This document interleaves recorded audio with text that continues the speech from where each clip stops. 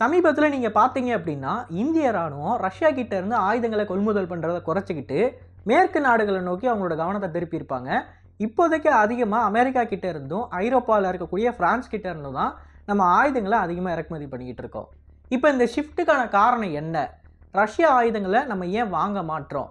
மற்றும் ரஷ்யாவோட air to air கேப்பபிலிட்டிஸில் இருக்கக்கூடிய டிஃபெக்டை பற்றி தெளிவாக இந்த வீடியோவில் பார்க்க போகிறோம். அமெரிக்கா பல ஆயிரம் கோடி செலவு பண்ணி கண்டுபிடிச்ச ஒரு ஏவுகணையை சோவியத் யூனியன் வெறும் $79 செலவு பண்ணி ரிவர்ஸ் என்ஜினியரிங் பண்ணாங்க.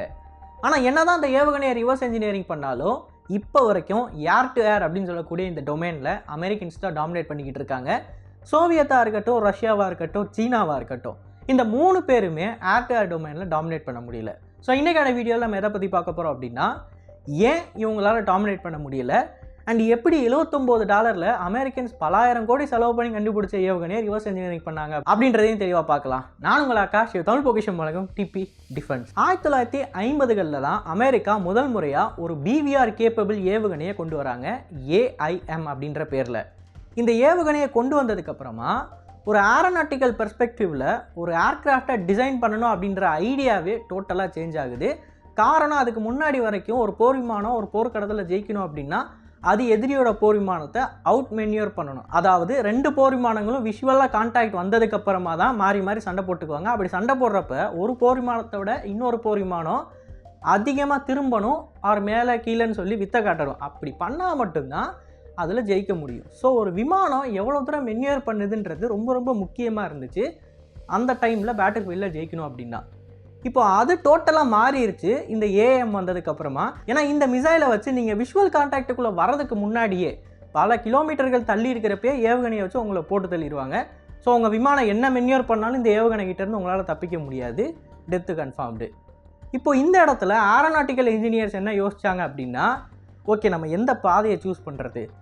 ஏரோடைனாமிக்கலி சுப்பீரியராக மென்யூர் பண்ணுற விமானத்தை உருவாக்குறதா, இல்லை அதில் கவனத்தை செலுத்தாமல் இந்த ஏவுகணையை பயன்படுத்தி எஃபிஷியண்ட்டாக வேலை செய்கிற ஒரு ஏரோடைனாமிக்கலி ஸ்டேபிளான விமானத்தை உருவாக்கலாமா அப்படின்ற 2 சாய்ஸ் இருந்துச்சு.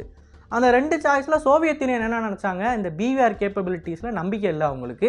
1950களில் இப்போ தான் இந்த டெக்னாலஜி வந்திருக்கு.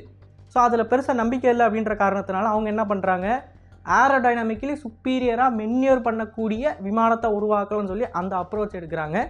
அமெரிக்கன்ஸ் என்ன பண்ணுறாங்க அப்படின்னா, சோவியத் யூனியன் அளவுக்கு ஏரோடைனாமிக்கலி சுப்பீரியரான விமானத்தை நம்மளால் உருவாக்கவே முடியாது, வாய்ப்பே இல்லை. அதுக்கு பதிலாக ஜென்ரலாகவே இந்த விமானத்தை எப்படி எஃபிஷியண்ட்டாக உருவாக்கலாம், இதோட லைஃப் டைமை இன்க்ரீஸ் பண்ணுறது, என்ஜினோட பர்ஃபார்மன்ஸை இன்க்ரீஸ் பண்ணுறதுன்னு சொல்லி எஃபிஷியன்சி ரிலேட்டடாக அவங்களோட ஃபோக்கஸை வச்சுருக்காங்க.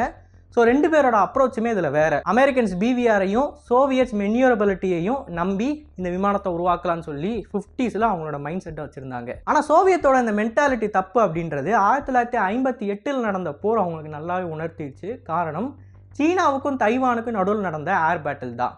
இந்த பேட்டிலில் தைவான் பயன்படுத்தினது எல்லாமே சேபர் ரக விமானங்கள். இந்த சேபரில் அமெரிக்காவோட AIM சைடு வைண்டர் விமானத்தை பொறுத்துற மாதிரி சில மாடிஃபிகேஷன்ஸை அமெரிக்கன்ஸ் பண்ணி கொடுத்துருந்தாங்க. ஸோ இந்த சேபரை வச்சு கிட்டத்தட்ட 9 சீன போர் விமானங்கள், சீன மிக்ஸை சுட்டு தள்ளுறாங்க தைவான். அது மட்டும் இல்லாமல் அவங்க சைடில் ஒரு லாஸ் கூட இல்லை. இவ்வளோ பெரிய ஒரு ஏர் பேட்டில் விக்டரியை அதுக்கு முன்னாடி யாருமே பார்த்தது கிடையாது. ஏன்னா ஒரு லாஸ் கூட இல்லாமல் 9 போர் விமானத்தை சுட்டு தள்ளுறதுன்றது சாதாரண விஷயம் இல்லை. இது சோவியத் யூனியனுக்கு ஒரு பெரிய பாடமாக இருந்துச்சு. ஓகே, மென்யூரபிலிட்டி மட்டும் இருந்தால் பத்தாது, இந்த PVR capability air to air missile நமக்கு தேவை அப்படின்னு. ஆனால் அந்த டைமில் சோவியத் யூனியன் இதில் ரீசர்ச் பண்ணல அப்படின்றதுனால அமெரிக்கன்ஸை கம்பேர் பண்ணுறப்ப பல வருஷங்கள் பின்தங்கியிருந்தாங்க. இப்போ இந்த இடத்துல சோவியத்துக்கு ஒரு ஜாக்பாட் அடிக்குது.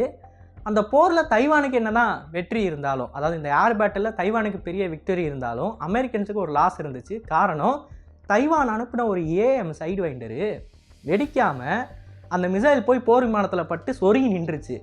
ஸோ உடனே அந்த சீன பொறியாளர்கள் என்ன பண்ணுறாங்க, மிக லேண்ட் ஆனதுக்கப்புறமா அந்த மிசைலை அப்படியே உருவி அதை டிஸ்அசம்பிள் பண்ணி உள்ளே இருக்கிற காம்பனன்ட்ஸ் எல்லாத்தையும் பார்க்குறாங்க. பார்த்தது மட்டும் இல்லாமல் சோவியத் யூனியனுக்கு பார்சல் கட்டி அனுப்பி விடுறாங்க. ஸோ சோவியத் இன்ஜினியர்ஸ் முதல் முறையாக இந்த ஏர் டு ஏர் மிசைலை பார்த்த உடனே அவங்களுக்கு ஒரு ஷாக்கு. ஏன்னா இவ்வளோ தூரம் ரீஃபைண்டான ஒரு காம்பனன்ஸை அவங்க அதுக்கு முன்னாடி பார்த்ததே கிடையாது. இது என்னோட ஸ்டேட்மெண்ட் இல்லை, அந்த டைமில் இந்த ஏவுகணையில் வேலை செஞ்ச ஒரு என்ஜினியரோட ஸ்டேட்மெண்ட்டு.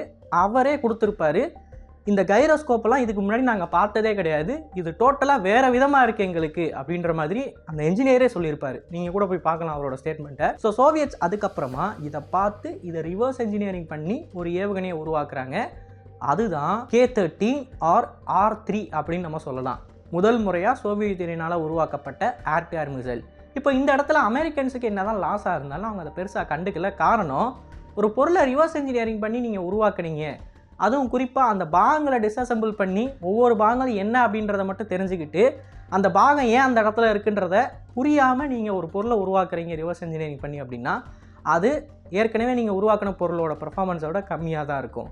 இன்னொரு பக்கம் அமெரிக்கன்ஸ் இன்டெப்த்தான நாலேஜை வச்சுருந்ததுனாலையும் இந்த ரீசர்ச்சில் அவங்க அதிகமாக ஃபண்டிங்கையும் வருஷத்தையும் ஒதுக்குனாங்க அப்படின்றதுனாலையும் இதை விட சுப்பீரியரான ஆயுதங்களை அதுக்கடுத்து அவங்க உருவாக்க ஆரம்பிச்சிட்டாங்க. ஸோ இதை பெருசாக கண்டுக்கலாம் அமெரிக்கன்ஸ். அண்ட் சோவியட்ஸ் எப்படி இந்த பார்ட்ஸை வச்சு ஏவுகணை ரிவர்ஸ் என்ஜினியரிங் பண்ணாங்களோ அதே மாதிரி சீனர்களும் பண்ணாங்க.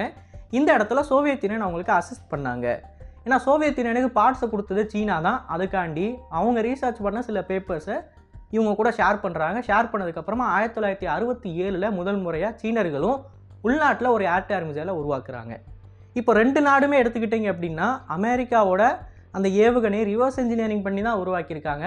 ரெண்டு பேருமே இதில் பெருசாக ரீசர்ச் அண்ட் டெவலப்மெண்ட் பண்ணலை. இதை நான் சும்மா வாய் வழியில் சொல்லலை. அதுக்கடுத்து நீங்கள் வரலாறு எடுத்து பாருங்கள், எத்தனை ஏர் பேட்டில்ஸ் நடந்திருக்கு, எந்தெந்த இடத்துல சோவியத் யூனியனோட ஆயுதங்கள் இன்ஃபீரியராக பர்ஃபார்ம் பண்ணியிருக்குன்றதை நீங்கள் தெளிவாக பார்க்கலாம்.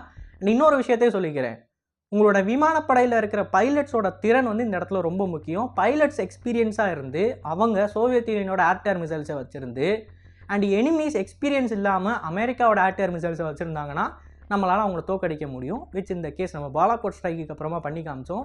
ஒரு MiG-21 போர் விமானத்தை வச்சு F-16 போர் விமானத்தை சுட்டு தள்ளணும். இந்த இடத்துல நம்மளோட பைலட்டோட எக்ஸ்பீரியன்ஸும் ஒரு முக்கியமான டூலாக இருக்குது. ஆனால் பைலட்டோட எக்ஸ்பீரியன்ஸை ஈக்குவேஷன்லேருந்து எடுத்துருங்க. ரெண்டு நாட்டு விமானப்படையோட பைலட்ஸுமே எக்ஸ்பீரியன்ஸ்டாக தான் இருக்காங்க. ஆனால் ஒரு பக்கம் சோவியத் யூனியனோட ஆயுதங்கள், இன்னொரு பக்கம் அமெரிக்கா ஆயுதங்கள் அப்படின்றப்ப எல்லா இடத்துலையும் அமெரிக்கா ஆயுதங்கள் வச்சிருக்கிற அந்த ஏர்ஃபோர்ஸ் தான் ஜெயிச்சிருக்கு. ஈரான் ஈராக் வாரெலாம் எடுத்து பாருங்க, எத்தனை போர் விமானங்களை அமெரிக்காவோட F-14 டாம் கேட்ஸும் AIM சைடு வெண்டர்ன்ற ஏவுகணையும் சுட்டு தெளிச்சுன்றதை பார்க்கலாம். ஸோ இது ஒரு கிளியரான எக்ஸாம்பிள். ஸோ ஃபேக்டே என்ன அப்படின்னு பார்த்தீங்கன்னா அமெரிக்காவோட ஏர் டு ஏர் அப்படின்னு சொல்லக்கூடிய இந்த டொமைனில் இருக்கிற ஏவுகணைகள் தான் சிறந்த ஏவுகணைகள் சோவியத் யூனியனை கம்பேர் பண்ணுறப்ப. அண்ட் இந்த இடத்துல ஒரு விஷயத்தை நம்ம புரிஞ்சுக்கணும், சீனர்களும் சரி சோவியட்ஸும் சரி இதில் பெருசாக ரீசர்ச் பண்ணாமல் ரிவர்ஸ் என்ஜினியரிங் பண்ணி தான் அவங்க ஆயுதங்களை உருவாக்கியிருக்காங்க. ஸோ அவங்களோட ஆயுதங்கள் இப்போ வரைக்குமே மேட்ச் பண்ண முடியலை அமெரிக்கன்ஸோட கம்பேர் பண்ணுறப்ப. இப்போ நீங்கள் சீனாவோட PL-15 எடுத்துக்கோங்க அண்ட் ரஷ்யாவோட ஏர் டு ஏர் மிசைல்ஸ் எடுத்துக்கோங்க, இதை நீங்கள் கம்பேர் பண்ண முடியாது மீட்டியாரோடையும் மைக்காவோடையும். ஸோ இதுதான் இந்த இடத்துல முக்கியமான விஷயமா இருக்குது. அடிப்படையிலேருந்தே ரீசர்ச் அண்ட் டெவலப்மெண்ட் பண்ணாமல் ரிவர்ஸ் என்ஜினியரிங் பண்ணப்பட்ட பொருள் தான் ரஷ்யாவோட ஏர் டு ஏர் ஏவுகணைகள். ஸோ அந்த வழியில் R-73 R-77 ஏவுகணைகளை நம்ம பயன்படுத்திக்கிட்டு இருக்கோம் அப்படின்றப்ப அது நமக்கு ஒரு பிரச்சனையை தான் ஏற்படுத்தும். ஆனால் நம்மளோட பைலட்ஸுக்கு நம்ம கொடுத்துருக்க ட்ரைனிங்கால் இந்த பிரச்சனையை ஓவர் கம் பண்ணியிருக்கோம். இதுக்கு முன்னாடி நடந்த எல்லா பேட்டில்ஸ்லையும் எத்தனையோ தடவை நம்ம பாகிஸ்தானோட போருக்கு போயிருக்கோம். எல்லா டைமும் அவங்க அமெரிக்கா ஆயுதங்களை தான் பயன்படுத்தியிருக்காங்க. அந்த எல்லா டைமும் நம்ம அவங்கள தோக்கடிச்சு காட்டியிருக்கோம். ஸோ பைலட்டோட எக்ஸ்பீரியன்ஸை வச்சு நம்ம அந்த ஈக்குவேஷனை பேலன்ஸ் பண்ணிக்கிட்டு இருந்தோம். ஆனால் இப்போ நமக்கு ஒரு ஆப்ஷன் வந்துருக்கு. நம்ம நினச்சா அமெரிக்கா கிட்டே இருந்தோ இல்லை இந்த மேற்கு நாடுகள் கிட்டே இருந்தோ அதிநவீன ஆயுதங்களை வாங்க முடியும் அப்படின்றப்ப நம்ம அதை வாங்குறதுல என்ன தப்பு இருக்குது? அண்ட் சோவியத் யூனியன் ஒரே ஒரு தடவை மட்டும் AIM அப்படின்னு சொல்லக்கூடிய இந்த ஏவுகணையை ரிவர்ஸ் என்ஜினியரிங் பண்ணல, ரெண்டாவது தடவை ரிவர்ஸ் என்ஜினியரிங் பண்ணியிருக்காங்க. இந்த ரெண்டாவது தடவை ரிவர்ஸ் என்ஜினியரிங் பண்ணுறது தான் நமக்கு இன்னும் உறுதிப்படுத்துது சோவியத் யூனியன் அவங்க ப்ராப்பராக ரீசர்ச் அண்ட் டெவலப்மெண்ட் பண்ணலை, அமெரிக்கா ஆயுதங்களை காப்பி அடித்து அப்படியே உருவாக்கியிருக்காங்க அப்படின்றது. ஏன்னு கேட்டிங்கன்னா அதுக்கு அடுத்து 1967 ஜெர்மன், அதாவது வெஸ்ட் ஜெர்மனியை சேர்ந்த ஒரு ஆர்கிடெக்ட் என்ன பண்ணுறாரு, அந்த ஜெர்மனியில் இருக்கக்கூடிய ஏர்பேஸுக்குள்ளே புகுந்து உள்ளே ஒரு சைடு வைண்டர் இருந்திருக்கு, அதை தூக்கி காரில் போட்டு எடுத்துகிட்டு வந்துட்டார்.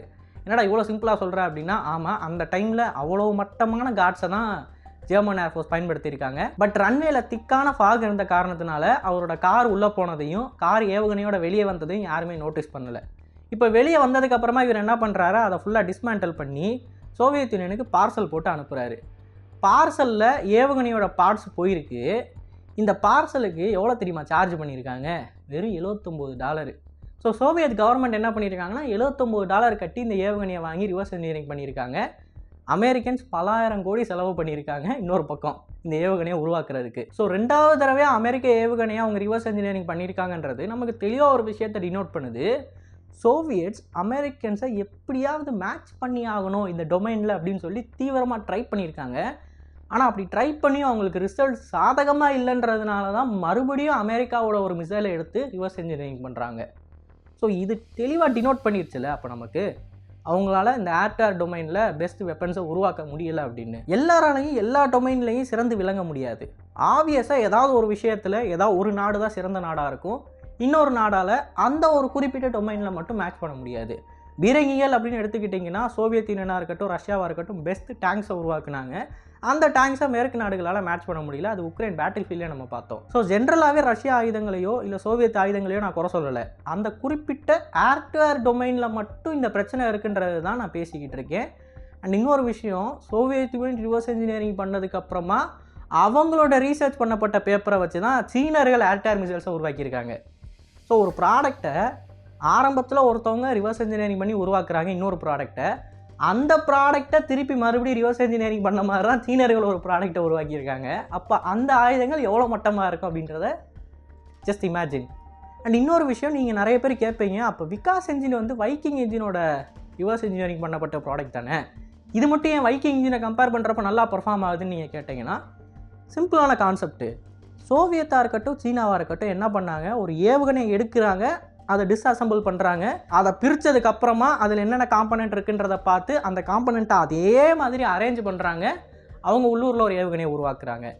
ஆனால் இந்த மாதிரியாக நம்ம விகாஸ் என்ஜினை உருவாக்கணும் இல்லை, நம்ம இங்கேருந்து ஃப்ரான்ஸுக்கு கிளம்பி போய் அவங்க வைக்கிங் இன்ஜினை எப்படி உருவாக்குறாங்கன்னு சொல்லி அந்த என்ஜினியர்ஸோட கூட பழகி பார்த்து அதுக்கப்புறமா நம்ம விகாஸ் என்ஜினை உருவாக்கணும். ஸோ நமக்கு அந்த என்ஜின் காம்பனன்ட்ஸ்லாம் எதுக்கு இங்கே இருக்குது அப்படின்ற அந்த ஒரு விஷயம் தெரியும்.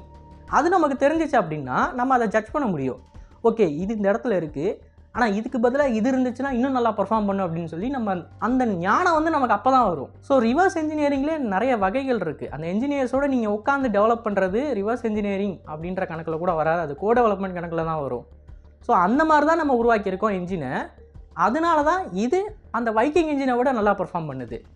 பட் சீனர்களும் சோவியட்ஸும் அந்த மாதிரி உருவாக்கியிருக்காங்க இல்லை. ஓகே, இப்போது ரஷ்யாவோட ஆயுதங்களை வாங்காமல் அமெரிக்காவோட ஆயுதங்களை இந்தியா வாங்குறதுக்கான காரணம் என்ன? ஏன்னா இதுக்கு முன்னாடி வரைக்கும் நம்ம ரஷ்யா ஆயுதங்களை தான் வாங்கிக்கிட்டு இருந்தோம். எல்லா போர்லையும் நம்ம அமெரிக்கா ஆயுதங்களுக்கு எதிராக ஜெயிச்சும் காட்டியிருக்கோம். அப்படி இருக்கிறப்ப ஏன் நம்ம மேற்கு நாடுகள் கிட்ட போகணும், குறிப்பாக வெஸ்டர்ன் கண்ட்ரிஸ் கிட்ட போகணும் அப்படின்னு கேட்டிங்கன்னா, அதை நான் சிம்பிளான ஒரு லாஜிக்கோடு எக்ஸ்பிளைன் பண்ணுறேன். டெக்னிக்கலாலாம் போகாது, ஒரு லாஜிக்கல் எக்ஸ்ப்ளனேஷன் தான். பட் இது வரைக்கும் நீங்கள் டெக்னிக்கலாக புரிஞ்ச ஒரு ஆள் அப்படின்னா உங்களுக்கு தெளிவாக புரிஞ்சிருக்கும். இன்ன வரைக்கும் நான் பேசுனது புரியலை அப்படின்றவங்களுக்கு இதுக்கடுத்து நான் ஒரு எக்ஸாம்பிளோட பேசுகிறது தெளிவாக மைண்டில் நிற்கும். என்கிட்ட 2 லேப்டாப் இருக்குது. ஒன்று வந்து மேக் புக்கு, இன்னொன்று வந்து கேமிங் லேப்டாப்பு. இந்த 2 லேப்டாப்பில் இந்த மேக்கை வந்து அமெரிக்கா ஆயுதங்களாக இமேஜின் பண்ணிக்கோங்க, என்னைய இந்தியாவாக இமேஜின் பண்ணிக்கோங்க, இந்த கேமிங் லேப்டாப்பை ரஷ்யா ஆயுதங்களாக இமேஜின் பண்ணிக்கோங்க. இப்போ என்னோடய பர்பஸ் என்ன அப்படின்னு பார்த்தீங்கன்னா எடிட் பண்ணுறது. இந்த எடிட் பண்ணுற பர்பஸுக்கு நான் ஒரு லேப்டாப்பை வாங்கணும். அப்படி வாங்குறப்ப முதல் முறையாக நான் வாங்கின லேப்டாப் என்ன அப்படின்னு பார்த்தீங்கன்னா இந்த கேமிங் லேப்டாப் தான் வாங்கினேன். இதோட விலை 63,000. ரெண்டாவதாக சமீபத்தில் தான் அந்த மேக்கை நான் வாங்கினேன் எடிட்டிங் பர்பஸுக்கு. இதோட விலை என்ன அப்படின்னு பார்த்தீங்கன்னா 1,38,000. இப்போ இந்த 2 லேப்டாப்பையும் யூஸ் பண்ணுறப்ப நான் கற்றுக்கிட்ட ஒரு விஷயம் என்ன அப்படின்னு பார்த்தீங்கன்னா, ரெண்டுத்துக்கும் பெருசாக பெர்ஃபார்மன்ஸ் வித்தியாசம் கிடையாது. ஒரு வீடியோவை நான் கேமிங் லேப்டாப்பில் ரெண்டர் எடுத்தேன் அப்படின்னா 28 நிமிஷம் ஆகும். இந்த மேக்கில் ரெண்டர் எடுத்தேன் அப்படின்னா 20 நிமிஷம் ஆகும். இப்போ இந்த இடத்துல 8 நிமிஷம் தான் டிஃப்ரென்ஸ் இருக்குது 2 லேப்டாப்புக்கும். ஆனால் ஒரு லேப்டாப்புக்கு நான் வெறும் 63,000 தான் கொடுத்துருக்கேன், இன்னொரு லேப்டாப்புக்கு 1,38,000 கொடுத்துருக்கேன். இந்த இடத்துல நீங்கள் ஒரு விஷயம் யோசிக்கலாம், அப்போ நீ பகுமானத்துக்கு வாங்கியிருக்கியா? ஏண்டா 8 நிமிஷத்தில் என்ன உலகத்தையே காப்பாற்ற போகிற? 8 நிமிஷம் பொறுமையாக இருந்து அந்த லேப்டாப்பை யூஸ் பண்ண வேண்டியது தானே அப்படின்னு நீங்கள் கேட்டிங்கன்னா இந்த இடத்துல தான் ஒரு விஷயம் வருது. அது என்ன அப்படின்னா, இந்த 2 லேப்டாப்பில் அந்த கேமிங் லேப்டாப்பை நான் ரெண்டர் அவுட் எடுக்கணும் அப்படின்னா சார்ஜரில் கனெக்ட் பண்ணால் மட்டும்தான் நான் ரெண்டர் எடுக்க முடியும். சார்ஜர்லேருந்து அந்த ப்ளக்கை நான் உருவினேன் அப்படின்னா வீடியோவே என்னால் எடிட் பண்ண முடியாது. 60 ஃப்ரேம் பெர் செகண்ட் அப்படின்ற ஒரு வீடியோ அதில் எடிட்டர் சாஃப்ட்வேரில் ப்ளே ஆகிறப்ப வெறும் 15 ஃப்ரேமில் ப்ளே ஆகும். என்னால் எடிட்டே பண்ண முடியாது சார்ஜரில் கனெக்ட் பண்ணாமல். இது கேமிங் லேப்டாப்போட கதை. இந்த மேக்கு நான் சார்ஜரில் கனெக்ட் பண்ணாலும் சரி பண்ணலைனாலும் சரி ஒரே பர்ஃபார்மன்ஸை தான் கொடுக்கும். இதை ஒரு உதாரணத்தோடு சொல்லணும் அப்படின்னா, இந்த கேமிங் லேப்டாப்பை நான் ஸ்டுடியோ விட்டு வெளியே எடுத்துகிட்டு போய் எடிட் பண்ண முடியாது, நான் ஸ்டுடியோவில் மட்டும்தான் எடிட் பண்ண முடியும். ஆனால் அந்த மேக்கை ஒரு தடவை நான் என்ன பண்ணேன் அப்படின்னா, லண்டன்லேருந்து கால்செஸ்டருக்கு ஹை ஸ்பீட் ட்ரெயினில் வர்றப்ப அங்கே உட்காந்து வீடியோ எடிட் பண்ணேன். ஸோ எங்கேனாலும் நான் எடுத்துகிட்டு போய் எடிட் பண்ணக்கூடிய அந்த ஒரு ஃப்ரீடமே எனக்கு இந்த லேப்டாப் கொடுக்குது. இப்போது இந்த இடத்துல உங்களுக்கு ஒரு விஷயம் புரியுதா? இந்த லேப்டாப்புக்கு நான் கொடுத்த அதிக விலைன்றது இதோட பெர்ஃபார்மன்ஸுக்காண்டி கிடையாது, இதோட எஃபிஷியன்சிக்காண்டி. ஸோ இந்த எஃபிஷியன்சிக்காண்டி தான் நான் அந்த விலையை கொடுத்துருக்கேன். அதுதான் அந்த 1,38,000 ரூபா.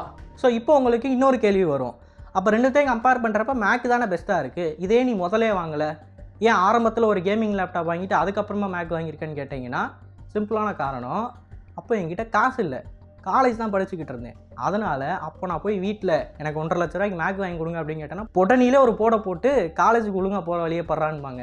அதனால் நான் என்ன பண்ணுறேன், எனக்கு தேவை எடிட் பண்ணணும், வீட்டில் உட்காந்து நான் எடிட் பண்ணிக்கிறேன், இந்த சார்ஜரில் கனெக்ட் பண்ணி நான் எடிட் பண்ணிக்கிறேன். ஸோ இந்த இடத்துல நான் சாக்ரிஃபைஸ் பண்ணுறேன். சாக்ரிஃபைஸ் பண்ணி கம்மியான பட்ஜெட்டில் அந்த பெர்ஃபார்மன்ஸோட ஒரு லேப்டாப்பை நான் வாங்குகிறேன். ஆனால் இப்போ நான் வேலைக்கு போகிறேன், சம்பாதிக்கிறேன். ஸோ நான் வீட்டில் கேட்டப்போ எனக்கு வாங்கிக்கடா அப்படின்னு சொல்லிட்டாங்க.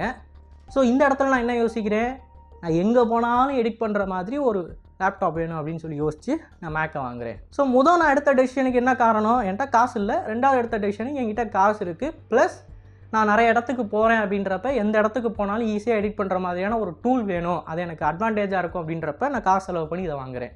இதே மாதிரி தான் இந்தியாவும் பாஸ்ட்டில் இந்த குறிப்பிட்ட ஏர் டு ஏர் டொமைனில் ரஷ்யாவோட ஆயுதங்களை தான் வாங்க முடியுன்ற மாதிரி இருந்துச்சு. ஏன்னா நம்மக்கிட்ட பணமும் இல்லை, ப்ளஸ் நம்மக்கிட்ட இன்ஃப்ளூயன்ஸும் இல்லை. ஆனால் இப்போ அதுதான் கதையாக கிடையாது. இப்போ நம்மக்கிட்ட இன்ஃப்ளூயன்ஸும் இருக்குது, பணமும் இருக்குன்றப்ப நம்ம ரஷ்யா ஆயுதங்களை கம்பேர் பண்ணுறப்ப ஒரு ஸ்டெப் மேலே இருக்கக்கூடிய இந்த மேற்கு நாடுகள் ஆயுதங்களை வாங்குறதுல என்ன தப்பு இருக்குது, அதை நம்ம நல்லா புரிஞ்சுக்கணும். ரெண்டாவது விஷயம், கமெண்ட் செக்ஷனில் எப்பயுமே ரஷ்யாவோட நட்பு நாடாக இருக்கோம் நம்ம, ஸோ ரஷ்யா ஆயுதங்களை தான் நம்ம வாங்கி ஆகணும் அப்படின்ற மாதிரி ஒரு சட்டத்தோடு பேசுகிறாங்க. ஆனால் இங்கே பிரச்சனை என்ன அப்படின்னு பார்த்தீங்கன்னா, அவங்க யாருமே இந்தியா தான் முதல்ல அப்படின்றத யோசிக்க மாட்டாங்க. ஸோ நம்மளை பொறுத்த வரைக்கும் ஒரு இந்திய குடிமகனாவோ இல்லைனா இந்தியாவோட கவர்மெண்ட்டை நீங்கள் ரன் பண்ணுறீங்க அப்படின்னாலும் இந்தியாவோட இன்ட்ரெஸ்ட்டு தான் முதல்ல நீங்கள் வைக்கணும். அதுக்கடுத்து தான் நம்மளோட நட்பு நாடுகளோட இன்ட்ரெஸ்ட்டை கொண்டு வரணும் நீங்கள். ஸோ நம்மளோட நேஷ்னல் செக்யூரிட்டிக்கு எது உகந்ததோ அதை மட்டும் தான் நம்ம வாங்க முடியும். அதை விட்டுட்டு ரஷ்யா தான் நம்மளோட நட்பு நாடு, அவங்ககிட்ட இருந்து தான் நம்ம எல்லாத்தையும் வாங்கணும் அப்படின்னு சொல்லிலாம் நம்ம இருக்க முடியாது. ஸோ இப்போதைக்கு கரண்ட் ஜியோ பாலிட்டிக்ஸ் அப்படின்றது அதிகமாக சேஞ்ச் ஆகிக்கிட்டு இருக்குது. இந்த சேஞ்சை நமக்கு சாதகமாக பயன்படுத்தி அதிநவீன ஆயுதங்களை வாங்குறதோ இல்லை அதிநவீன டெக்னாலஜியை இந்தியாவுக்குள்ளே கொண்டு வரதோ தான் நம்மளோட முதன்மையான குறிக்கோளாக இருக்கணுமே தவிர இந்த இடத்துல நண்பேண்டா எதிரிடான்னு சொல்லி நம்மளை பார்க்கக்கூடாது. டிப்ளமசியோட முதல் ரூலே என்ன அப்படின்னு பார்த்தீங்கன்னா, there are no friends, there are only enemies. So இந்த வீடியோவில் நான் தெளிவாக உணர்த்தியிருப்பேன் அப்படின்னு நினைக்கிறேன். எல்லா டொமைன்லேயும் எல்லாருமே சிறந்ததாக இருக்க மாட்டாங்க. அண்ட் ஒரு குறிப்பிட்ட டொமைனில் ரஷ்யா ஆயுதங்களை கம்பேர் பண்ணுறப்ப அமெரிக்கா ஆயுதங்கள் சிறந்ததாக இருக்குது. அண்ட் இந்தியா ஏன் ரஷ்யாவை விட்டுட்டு அமெரிக்கா கிட்ட சில ஆயுதங்களை வாங்குதுன்றதை தெளிவாக விளக்கியிருப்பேன். இதை பற்றி நீங்கள் என்ன நினைக்கிறீங்க அப்படின்றத கமெண்ட் செக்ஷனில் பதிவிடுங்க. அண்ட் இது போல பல தகவலை தெரிந்து கொள்ள டிபி நியூஸ் பேஜை ஃபாலோ பண்ணிக்கோங்க. நல்லதை இப்போ நல்ல சமுதாயத்தை உருவாக்கும். நன்றி, வணக்கம்.